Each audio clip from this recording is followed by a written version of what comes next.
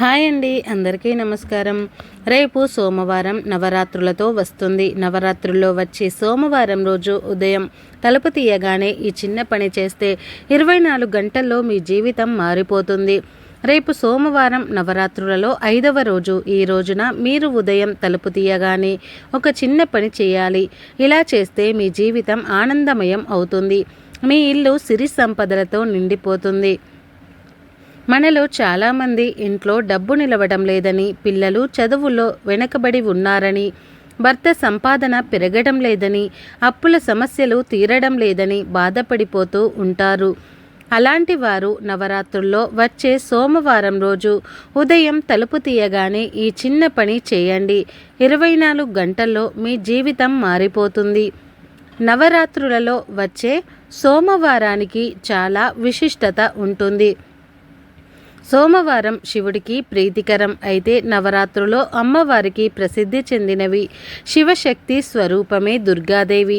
పురాణాల ప్రకారం దుర్గాదేవి రాత్రి రూపం కలదని, శివుడు పగటి రూపం కలవాడు అని తెలియజేయడం జరిగింది. ఈ ప్రపంచం మొత్తాన్ని ఆ తల్లి శక్తి రూపంలో కాపాడుతుందని పురాణాలు చెబుతున్నాయి. ఆ శక్తి లేకుంటే శివుడు కూడా ఏమీ చేయలేడు అని, శివుని యొక్క శక్తి రూపమే దుర్గామాత అని శంకరాచార్యుల వారు అమృతవాక్కుల్లో పేర్కొన్నారు అని పండితులు చెబుతున్నారు. అయితే ఈ నవరాత్రుల్లో వచ్చే సోమవారం రోజున శివుడిని మరియు అమ్మవారిని భక్తి శ్రద్ధలతో పూజించాలి. అప్పుడే మీకు దేవి అనుగ్రహంతో పాటు శివుడి అనుగ్రహం కూడా కలుగుతుంది అని పండితులు చెబుతున్నారు. ఇక ఈ పవిత్రమైన సోమవారం రోజున మీరు ఉదయం తలుపు తీయగానే ఒక చిన్న పని చేస్తే మీ జీవితం అద్భుతంగా మారిపోతుంది. మీ జీవితంతో పాటు మీ కుటుంబంలోని వారి జీవితాలు కూడా మారిపోతాయి. మరి రేపు నవరాత్రులలో వచ్చే సోమవారం రోజు ఉదయం తలుపు తీయగానే ఏం చేయాలో ఇప్పుడు మనం ఈ వీడియోలో వివరంగా తెలుసుకుందాం. రేపు నవరాత్రుల్లో వచ్చే సోమవారం ఆడవారు తలుపు తీయగానే ముందుగా గడపకు నమస్కారం చేసుకోండి. మనలో కొంతమందికి పెరటి తలుపు ఉంటాయి, సింహద్వారం తలుపు ఉంటుంది. ఇప్పుడు చెప్పుకోబోయే ఈ పరిహారం ప్రధాన ద్వారం ఉన్నవైపు చేయాలి. ఈ పరిహారం ముఖం కడుక్కొని చేయాలి. అసలు ఏం చేయాలి అంటే, రేపు సోమవారం ఉదయం నిద్రలేచి ముఖం కడుక్కొని ప్రధాన ద్వారం తలుపు తీసి గడపకు నమస్కారం చేసుకోవాలి. ఆ తర్వాత ఒక గ్లాస్ వాటర్ తీసుకొని అందులో గంగా జలాన్ని కానీ రోజ్ వాటర్ని కానీ వేయండి. ఇప్పుడు ఈ వాటర్లో కొంచెం కర్పూరం పొడిని కూడా వేయండి. మీరు ముందు రోజే రాత్రి ఈ పరిహారానికి కావలసినవి అన్నీ కూడా సిద్ధం చేసుకొని పడుకోండి. అంటే ఆదివారం రాత్రి పరిహారానికి కావలసిన గంగా జలము లేదా రోజ్ వాటర్ తీసుకొని పక్కకు పెట్టుకోవాలి. 4-5 కర్పూర బిళ్ళలను తీసి ఒక ప్లేట్లో పెట్టుకోండి.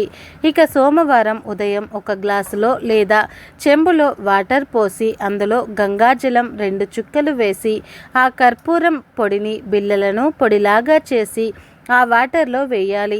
ఇప్పుడు ఆ వాటర్ను మీ గుమ్మంపై చల్లండి. అలా వాటర్తో గుమ్మాన్ని శుభ్రంగా కడిగినా పర్వాలేదు. ఇలా ఈ నీళ్లను గుమ్మంపై చల్లటం వల్ల లేదా ఈ నీటితో గుమ్మాన్ని శుభ్రం చేయటం వల్ల మీ ఇల్లంతా కూడా పవిత్రంగా మారుతుంది. మీ ఇంటిలో ఉన్న నెగటివ్ ఎనర్జీ కూడా తొలగిపోతుంది. ఇలా మీ గుమ్మాన్ని ఈ నీటితో శుభ్రం చేశాక గుమ్మానికి పసుపు రాసి కుంకుమ బొట్లు పెట్టి గుమ్మంపై ముగ్గు వేసి పువ్వులను పెట్టి చక్కగా అలంకరించుకోండి.